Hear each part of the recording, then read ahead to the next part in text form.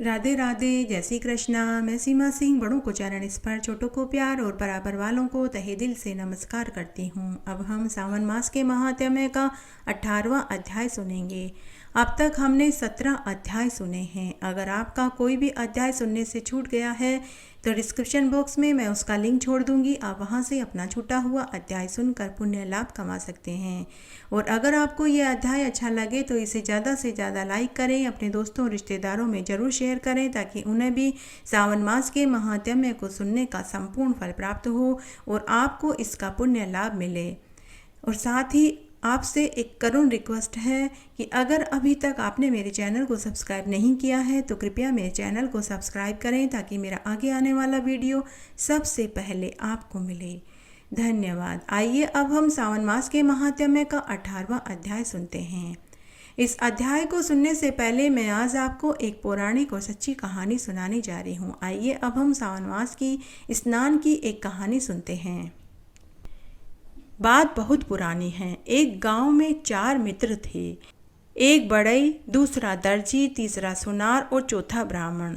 चारों ही युवा थे, किसी का भी विवाह नहीं हुआ था। सभी बड़े परिश्रमी थे, लेकिन उन्हें कोई काम धंधा नहीं था, इसलिए वे हमेशा चिंता में रहते थे। तब एक दिन चारों ने सोचा कि क्यों नहीं काशी जाया जाए और सावन मास का स्नान ही कर लिया जाए। तब वे चारों सावन मास का स्नान करने के लिए अपने घर से निकल पड़े। चलते समय वे सब अपना अपना औजार भी लेकर जा रहे थे। मन में सोच रहे थे कि अगर वहाँ कोई काम धंधा मिल गया तो साथ काम भी कर लेंगे और सावन मास का काशी में स्नान भी कर लेंगे। चारों अपना अपना सामान लेकर काशी के लिए निकल पड़े। चलते चलते दोपहर हो गई। तब वे एक पेड़ के नीचे जाकर बैठ गए। वहाँ उन्होंने अपना अपना भोजन निकाला और भोजन करने लगे। भोजन करने के बाद वे थोड़ी देर के लिए सुस्ताने लगे। शाम घिरने वाली थी तो वे चिंता में पड़ गए कि रात कहाँ बिताई जाए। तभी कुछ दूरी पर गांव के बाहर उन्हें एक बगीचा दिखाई दिया। वहीं पर एक कुआं भी था। ब्राह्मण ने कहा कि अरे भाइयों, हमें रात यहीं गुजार लेनी चाहिए।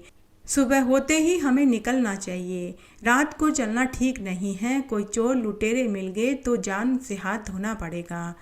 तब सबने कहा कि यह तो बिल्कुल सही कहा है। तब सुनार ने ब्राह्मण से कहा कि अरे भाई, तुम कहते तो सही हो, परंतु रात को बारी बारी से हमें पहरा देना चाहिए। ऐसा न हो कि कोई चोर लुटेरा आए, हमें लूट ले और हमें मार दे और हमारे कीमती औजार पाती भी वो ले जाए।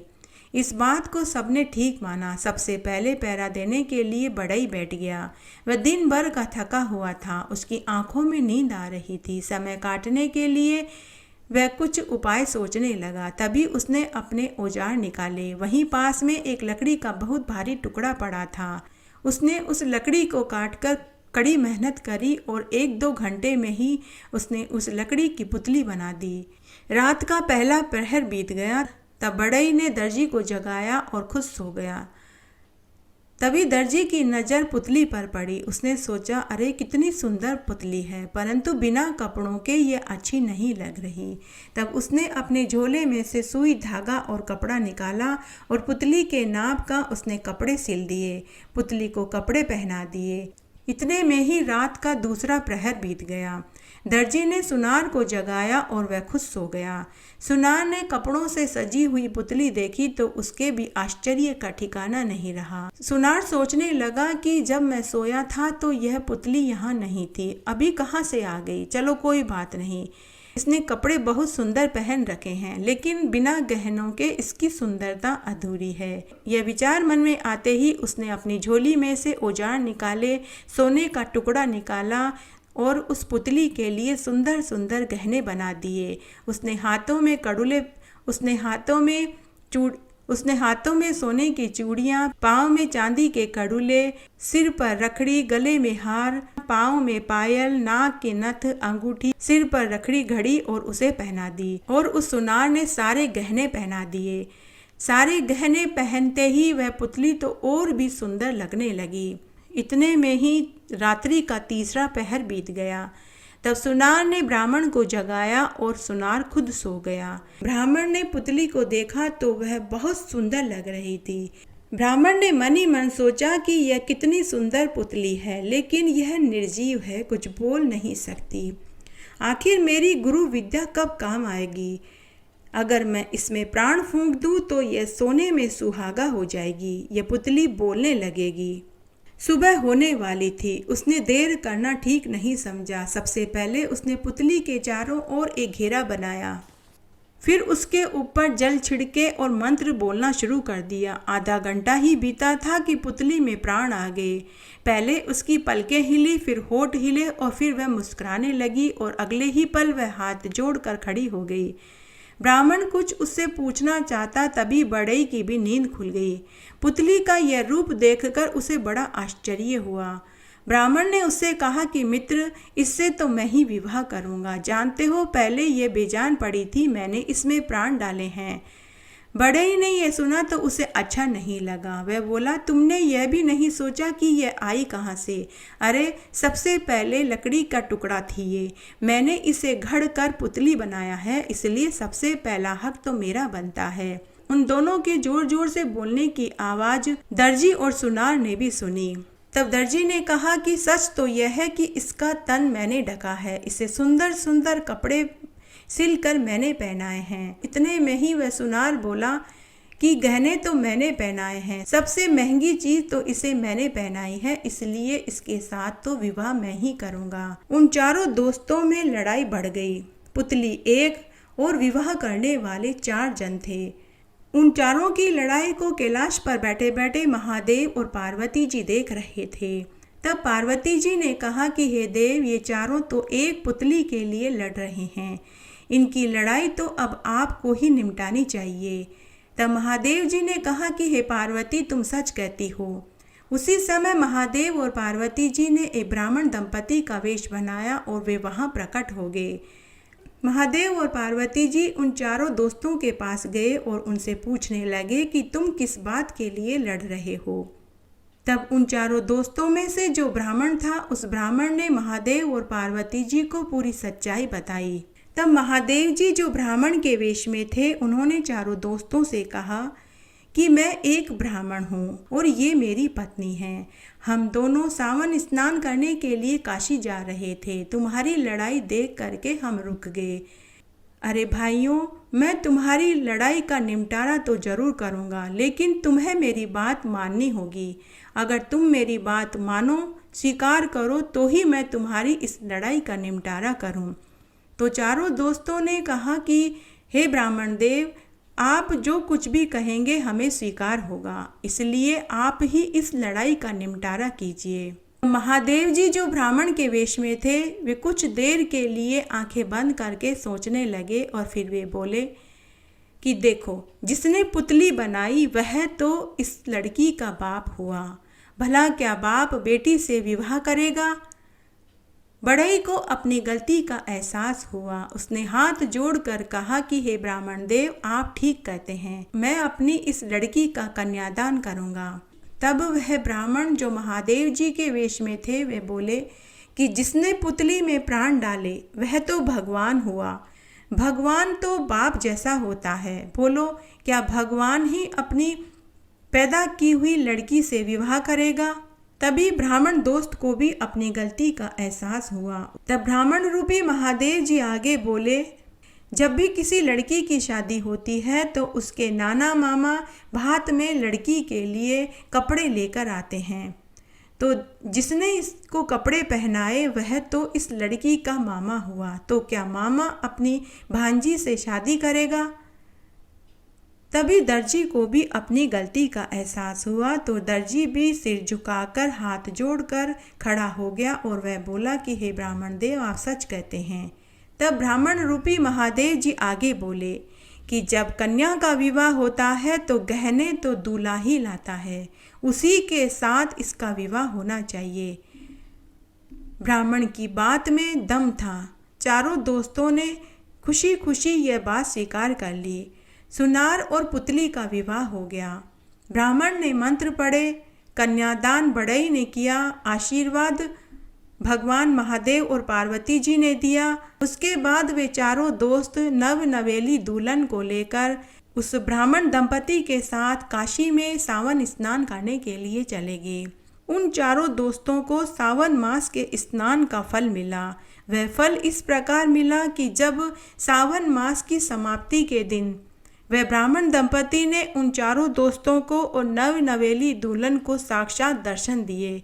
चारों दोस्तों ने और नवनवेली दुल्हन ने अपने सामने साक्षात भगवान महादेव और माता पार्वती जी को देखा तो वे नतमस्तक हो गए और वे उनके चरणों में गिर पड़े। भगवान महादेव और माता पार्वती ने उन सब से कहा कि तुम्हारी सभी मनोकामनाएं पूरी होगी, तुम वापस अपने गांव जाओ। चारों दोस्त और नवनवेली दुल्हन गांव में गए तो उनका घर अन्न धन के भंडार से भरा हुआ था। उन चारों दोस्तों को बहुत अच्छा काम धंधा मिला और वे सभी इस जीवन के समस्त सुखों को भोग कर मरने के बाद शिवलोक को प्राप्त हुए। इस तरह आज मैंने आपको सावन मास के स्नान की एक कहानी सुनाई। आइए अब हम महात्म्य सुनते हैं।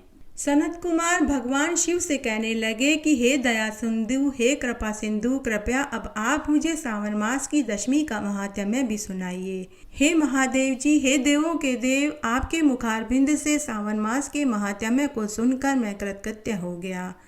तब महादेव जी सनत कुमार से बोले कि हे सनत कुमार, सावन मास के शुक्ल पक्ष की दशमी तिथि से ही ये व्रत करना चाहिए।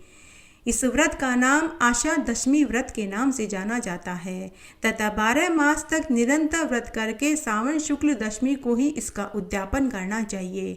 यह व्रत राज्य प्राप्ति के लिए, वैश्य धन प्राप्ति के लिए, कृषक अपनी उपज में वृद्धि के लिए, निसंतान स्त्री पुत्र प्राप्ति के लिए, मनुष्य धर्म अर्थ का मोक्ष के लिए, कुंवारी कन्या अच्छा घरवर पाने के लिए, रोगी कंचन जैसी काया पाने के लिए और ब्राह्मण यज्ञ की सफलता के लिए और स्त्री परदेश गए हुए अपने पति के आगमन के लिए करती है। इन सभी प्रयोजनों में यह व्रत करने से सभी सिद्धियां प्राप्त होती है। जो कोई भी मनुष्य जिस कामना से यह व्रत करता है उसकी सभी मनोकामनाएं पूरी हो जाती है। रात के समय 200 दिशाओं में पुष्प, पल्लव, चंदन जो के आटे से घर के आंगन में देवताओं के चित्र बनाकर शस्त्र, वाहन, स्त्री सहित चिन्हों से अंकित करना चाहिए। घी से निर्मित नैवेद्य अर्पित करते हुए कहें कि मेरी आशा पूर्ण हो, मनोरथ सफल हो, आपकी दया से सदैव मेरा कल्याण हो। इस प्रकार विधि विधान पूर्वक व्रत करके ब्राह्मण को दक्षिणा देनी चाहिए और स्वादिष्ट भोजन कराना चाहिए। इस प्रकार निरंतर प्रत्येक मास की दशमी को यह व्रत करना चाहिए। 1 वर्ष तक व्रत करने के बाद इसका उद्यापन करना चाहिए। सोने, चांदी और आटे की मूर्ति 10 दिशाओं में चित्रित करके बंधु बांधुओं सहित स्नान करके सुंदर वस्त्र और आभूषणों से सुसज्जित होकर श्रद्धा भक्ति पूर्वक घर के चौक में क्रम से मंत्रों द्वारा 10 दिशाओं का आह्वान व पूजन करना चाहिए। मंत्र इस प्रकार पढ़ना चाहिए कि हे इंद्री, सुर असुर द्वारा पूजित इस जगत का स्वामी इंद्र तुम्हारे समीप निवास करता है, आपको प्रणाम है। हे आशा दशमी, अग्नि के निवास से आपको आग्नेय कहा जाता है। आप तेज स्वरूप हो, अतः हे आग्नेयी तुम मेरी सुख प्रदाता हो। हे याम्य, धर्मराज तुम्हारा आश्रय लेकर सभी लोगों को दंड देते हैं, अतः आपको संयमिनी कहकर भी पुकारा जाता है। आप मेरे लिए सत्कर्मों में सहायता करने वाली हो। हे आशे, हाथों में शस्त्र लेकर अत्यंत विकराल मृत्यु देवता नैऋत्य कोण में निवास करते हैं, अतः आप नैऋत्य रूप हो। आप मेरी सभी मनोकामनाओं को पूरा करो। हे वारुणी, आप विश्व के आदि कारण प्राण रूप वायु देवता से अधिष्ठित हैं, अतः हे वायव्य मेरे घर में सदैव शांति प्रदान करो। हे कौवेरी, आपकी दिशा में कुबेर का वास है, अतः आप मेरे घर को धन धान्य से भर दो। आप प्रसन्नता पूर्वक मेरी कामनाओं की सिद्धि करो। हे ईशानी, आप जगदीश्वर शिव से सुशोभित हैं, अतः हे शुभे मेरे सकल मनोरथ सफल करें। आपको मैं बार बार प्रणाम करता हूँ। सभी लोकों पर स्थित रहने वाली सदैव कल्याणकारी सनक नंदन व सनत कुमार आदि मुनियों के साथ सदा स्थित रहने वाली आप सदैव मेरी रक्षा करें। समस्त नक्षत्र, ग्रह, तारामंडल, नक्षत्र मालाएं, भूत प्रेत आदि का मैंने श्रद्धा भक्ति भाव चित्र से देवताओं का पूजन किया है। वे देवता सदैव मुझे यथेष्ट सिद्धि प्रदान करे। आप लोकों में सर्प व नेवलों से सेवित हो, अतः आप मुझ पर नागाग्नों द्वारा प्रसन्न होइए। इन मंत्रों का पाठ करके धूप आदि से पूजन करके वस्त्र आभूषण फल आदि अर्पित करने चाहिए। उसके बाद गीत संगीत मंगल कार्य से रात्रि जागरण करना चाहिए। उस रात्रि को रोड़ी अक्षत पान दान मान आदि से प्रसन्नता पूर्वक व्यतीत करें। प्रातःकाल पूजन करके मूर्ति ब्राह्मण को दान में दे देवें। इस प्रकार से पूजन करके अपराधों के लिए क्षमा याचना करनी चाहिए। उसके बाद इष्ट मित्रों बंधु बांधवों सहित सम भोजन करें। इस प्रकार आदर पूर्वक भक्ति भाव से आशा दशमी का व्रत और पूजन करने वाला अपनी सभी मनोकामनाओं को पूर्ण करवा लेता है। हे मुनिवर, इस व्रत को करने से यश धन दीर्घायु पुत्र सभी फलीभूत होते हैं। हे सनत कुमार, ये मैंने तुम्हें आशा दशमी व्रत का पूरा विधान बताया। इसके बराबर त्रिलोक्यों में अन्य कोई व्रत नहीं है। सर्व मनोरथ सिद्धि की इच्छा से जो मनुष्य आशा दशमी के दिन दसों दिशाओं का पूजन करते हैं, उनके हृदय में वास करने वाले दिग् देवता उनकी सभी मनोकामनाओं को पूरी कर देते हैं। हे ब्रह्मपुत्र, इस विषय में अधिक कुछ कहने की आवश्यकता नहीं है। इसमें कोई संदेह भी नहीं है। यह व्रत करने से मोक्ष फल की प्राप्ति होती है।